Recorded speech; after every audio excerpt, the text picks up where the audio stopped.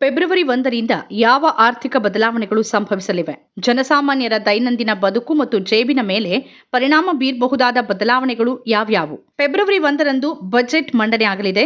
ಮೊದಲನೇದಾಗಿ LPG gas ಸಿಲಿಂಡರ್ಗಳು, CNG ಮತ್ತು PNG ದರ ವಿಚಾರ. ಪ್ರತಿ ತಿಂಗಳ ಆರಂಭದಲ್ಲಿ ಸಾಮಾನ್ಯವಾಗಿ ಗ್ಯಾಸ್ ಬೆಲೆ ಬದಲಾವಣೆ ಸಾಧ್ಯತೆ ಇರುತ್ತೆ.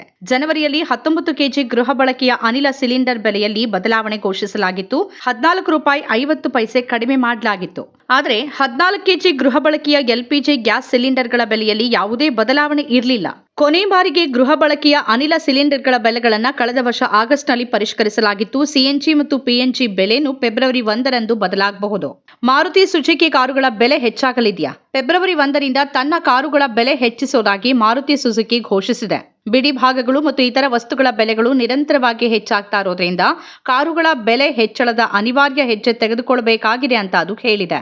ಕಾರನ್ನ ತಯಾರಿಸೋಕೆ ಬಳಸುವ ವಸ್ತುಗಳಾದ ಉಕ್ಕು, ಅಲ್ಯೂಮಿನಿಯಂ ಮತ್ತು ಇತರ ಅಗತ್ಯ ವಸ್ತುಗಳ ಬೆಲೆಗಳು ಕೂಡ ಹೆಚ್ಚಿದೆ ಅಂತ ಕಂಪನಿ ಹೇಳಿದೆ. ಕಂಪನಿಯ ಪ್ರಕಾರ ಈ ಹೆಚ್ಚಳ ಪ್ರತಿ ಮಾಡೆಲ್ಗೂ ವಿಭಿನ್ನ ರೀತಿಯಲ್ಲಿ ಇರಲಿದೆ.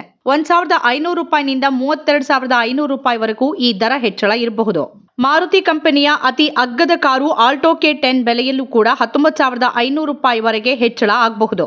ಮಾರುತಿಯ ಅತಿ ದುಬಾರಿ ಕಾರು ಸೆಲೆರಿಯೋ ಬೆಲೆಯಲ್ಲೂ ಕೂಡ 32,500 ರೂಪಾಯಿವರೆಗೂ ಹೆಚ್ಚಳ ಆಗಬಹುದು. ಮತ್ತೊಂದು ಮಾಡೆಲ್ ಸ್ವಿಫ್ಟ್ ಬೆಲೆಯಲ್ಲಿ 5,000 ರೂಪಾಯಿವರೆಗೂ ಹೆಚ್ಚಳ ಆಗಬಹುದು.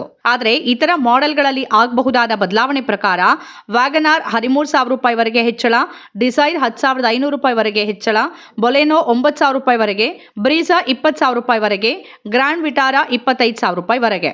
ಇನ್ನು ತೆರಿಗೆ ಸಂಬಂಧಿತ ವಿವಾದವನ್ನು ಬಗೆಹರಿಸಿಕೊಳ್ಳುವ ವಿಚಾರ. ಆದಾಯ ತೆರಿಗೆ ಇಲಾಖೆಯ ವಿವಾದ್ ಸೆ ವಿಶ್ವಾಸ್ ಯೋಜನೆ ಗಡುವು ಜನವರಿ 31ರವರೆಗೆ ಇದೆ. ಈ ಯೋಜನೆ ಅಡಿಯಲ್ಲಿ ಸರ್ಕಾರ ತೆರಿಗೆದಾರರಿಗೆ ತಮ್ಮ ವಿವಾದಿತ ತೆರಿಗೆಯನ್ನ ಕಡಿಮೆ ಮೊತ್ತದೊಂದಿಗೆ ಇತ್ಯರ್ಥಪಡಿಸಿಕೊಳ್ಳೋಕೆ ಅವಕಾಶ ನೀಡುತ್ತೆ. ವಿವಾದ ಇತ್ಯರ್ಥಪಡಿಸಿಕೊಳ್ಳೋಕೆ ಈ ಹಿಂದೆ 2024ರ ಡಿಸೆಂಬರ್ 31ರವರೆಗೆ ಗಡುವನ್ನ ನಿಗದಿಪಡಿಸಲಾಗಿತ್ತು.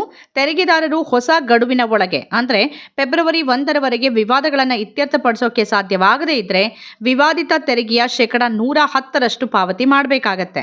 ಇನ್ನು ಫೆಬ್ರವರಿಯಲ್ಲಿನ ಬ್ಯಾಂಕ್ ರಜಾ ದಿನಗಳು. ಆರ್ಬಿಐ ಬಿಡುಗಡೆ ಮಾಡಿರುವ ಫೆಬ್ರವರಿ ತಿಂಗಳ ಬ್ಯಾಂಕ್ ರಜಾ ದಿನಗಳ ಪಟ್ಟಿ ಪ್ರಕಾರ ಫೆಬ್ರವರಿ ತಿಂಗಳಲ್ಲಿ ಬ್ಯಾಂಕ್ಗಳು 14 ದಿನ ಮುಚ್ಚಿರುತ್ತೆ. ಈ 14 ದಿನಗಳಲ್ಲಿ ಎಲ್ಲಾ ಭಾನುವಾರಗಳು, 2ನೇ ಮತ್ತು 4ನೇ ಶನಿವಾರಗಳು ಸೇರಿವೆ. ಫೆಬ್ರವರಿಯಲ್ಲಿ 4 ಭಾನುವಾರ ಬರುತ್ತೆ. 2ನೇ ಮತ್ತು 4ನೇ ಶನಿವಾರಗಳು ಫೆಬ್ರವರಿ 8 ಮತ್ತು ಫೆಬ್ರವರಿ 22ರಂದು ಬರುತ್ತೆ. ಅಂದ್ರೆ ವಾರಾಂತ್ಯದ ರಜಾ ದಿನಗಳು ಒಟ್ಟು 6. ಇದರ ಹೊರತಾಗಿ ಫೆಬ್ರವರಿ ತಿಂಗಳಲ್ಲಿ ಬ್ಯಾಂಕ್ಗಳು ಇನ್ನೂ 8 ದಿನಗಳವರೆಗೆ ಮುಚ್ಚಿರುತ್ತೆ. ಆದರೆ ಈ ರಜಾ ದಿನಗಳು ಬೇರೆ ಬೇರೆ ರಾಜ್ಯಗಳಲ್ಲಿ ಬೇರೆ ಬೇರೆ ಇರಲಿವೆ. ಉತ್ತರ ಪ್ರದೇಶ, ಮಧ್ಯಪ್ರದೇಶ, ಆಂಧ್ರಪ್ರದೇಶ, ಕರ್ನಾಟಕ ಮತ್ತು ರಾಜಸ್ಥಾನದಂತಹ ಅನೇಕ ರಾಜ್ಯಗಳಲ್ಲಿ ವಿಭಿನ್ನ ದಿನಾಂಕಗಳಲ್ಲಿ ಬ್ಯಾಂಕ್ ರಜಾ ದಿನಗಳು ಇರಲಿವೆ. ಉದಾಹರಣೆಗೆ ಫೆಬ್ರವರಿ 3ರಂದು ತ್ರಿಪುರಾದಲ್ಲಿ ಸರಸ್ವತಿ ಪೂಜೆ ಸಂದರ್ಭದಲ್ಲಿ ಮತ್ತು ಫೆಬ್ರವರಿ 11ರಂದು ತಮಿಳುನಾಡಿನಲ್ಲಿ ಥೈಪುಸಂನಂದು ಬ್ಯಾಂಕ್ಗಳಿಗೆ ರಜೆ ಇರಲಿದೆ. ಮಹಾಶಿವರಾತ್ರಿಗೆ ಬ್ಯಾಂಕ್ ರಜೆ ಇರುತ್ತೆ. ಬಜೆಟ್ನಲ್ಲಿ 10 ಲಕ್ಷ ರೂಪಾಯಿವರೆಗಿನ ಆದಾಯ ತೆರಿಗೆ ಮುಕ್ತ ಆಗತ್ತಾ? ಬಿಸಿನೆಸ್ ಸ್ಟ್ಯಾಂಡರ್ಡ್ ವರದಿ ಪ್ರಕಾರ ತೆರಿಗೆಯಲ್ಲಿ ಪ್ರಮುಖ ಬದಲಾವಣೆಗಳ ಸುಳಿವುಗಳಿವೆ. 10 ಲಕ್ಷ ರೂಪಾಯಿವರೆಗಿನ ವಾರ್ಷಿಕ ಆದಾಯಕ್ಕೆ ತೆರಿಗೆ ವಿನಾಯಿತಿ ನೀಡುವ ಸಾಧ್ಯತೆ ಇದೆ. ಅಲ್ಲದೆ 15 ಲಕ್ಷ ರೂಪಾಯಿನಿಂದ 20 ಲಕ್ಷ ರೂಪಾಯಿವರೆಗಿನ ಆದಾಯಕ್ಕೆ ಹೊಸ 25% ತೆರಿಗೆ ಸ್ಲ್ಯಾಬ್ ಪರಿಚಯಿಸಲಾಗುತ್ತೆ ಅಂತ ಹೇಳಲಾಗ್ತಿದೆ. ಇಪಿಎಫ್ಒ ನಿಯಮಗಳಲ್ಲಿ ಬದಲಾವಣೆ ವಿಚಾರ ನೋಡೋದಾದ್ರೆ ಇಪಿಎಫ್ಒ ತನ್ನ ಸದಸ್ಯರ ಅನೇಕ ಕೆಲಸಗಳು ಸುಲಭವಾಗುವಂತೆ ಮಾಡಿದೆ. ಸದಸ್ಯರು ಯಾವುದೇ ದಾಖಲೆಯನ್ನ ಸಲ್ಲಿಸದೇನೆ ತಮ್ಮ ವೈಯಕ್ತಿಕ ಮಾಹಿತಿಯನ್ನ ಸುಲಭವಾಗಿ ಎಡಿಟ್ ಮಾಡಬಹುದು. ಉದಾಹರಣೆಗೆ ಅವರ ಹೆಸರು, ಹುಟ್ಟಿದ ದಿನಾಂಕ, ಲಿಂಗ, ರಾಷ್ಟ್ರೀಯತೆ, ಪೋಷಕರ ಹೆಸರು, ಮದುವೆಯ ಸ್ಥಿತಿ ಮುಂತಾದ ಎಲ್ಲ ಮಾಹಿತಿಯನ್ನ ಅವರೇ ಸ್ವತಃ ಬದಲಾಯಿಸಬಹುದು. ಇದಕ್ಕಾಗಿ ಯಾವುದೇ ದಾಖಲೆಯನ್ನ ಸಲ್ಲಿಸುವ ಅಗತ್ಯ ಇರೋದಿಲ್ಲ. ನಮ್ಮ ಕಾರ್ಯಕ್ರಮಗಳನ್ನು ನೀವು ನೋಡ್ತಾ ಇದ್ರೆ ನಮ್ಮ ಚಾನೆಲ್ ಅನ್ನ ಸಬ್ಸ್ಕ್ರೈಬ್ ಮಾಡಿ, ಪಕ್ಕದ ಬೆಲ್ ಐಕಾನ್ ಒತ್ತಿ ನಮ್ಮನ್ನ ಬೆಂಬಲಿಸಿ.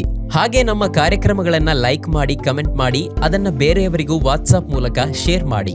ನೀವು ಹೀಗೆ ಮಾಡಿದಾಗ ನಮ್ಮ ಚಾನೆಲ್ ಮತ್ತಷ್ಟು ಜನರಿಗೆ ತಲುಪಲು ನೀವು ನಮ್ಮೊಂದಿಗೆ ಸಹಕರಿಸಿದ ಹಾಗಾಗುತ್ತೆ.